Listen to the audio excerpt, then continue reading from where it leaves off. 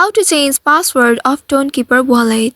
Hello and welcome to our YouTube channel How to Tutorials. In today's video, I'm going to show you how you can change the password of your Tonkeeper wallet. To do so, first of all, you will need to open your Tonkeeper application on your mobile device, and here make sure you have access to your wallet. Also ensure that you remember the current passcode of your Tonkeeper wallet. Only then you will be able to change it. Now, once you reach to this page, at the top right, you will find the settings icon.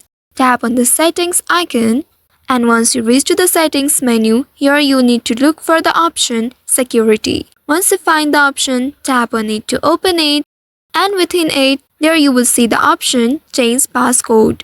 Tap on this option, and then you will be prompted to enter your current password first. Enter your current passcode, and after that, you will be asked to enter your new passcode. Now make sure to choose a strong and unique passcode.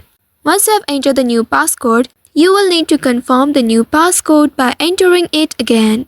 And once you have entered the new passcode, your passcode will be changed. After changing your passcode, you can now log out and log in back with your new passcode to ensure everything is working correctly.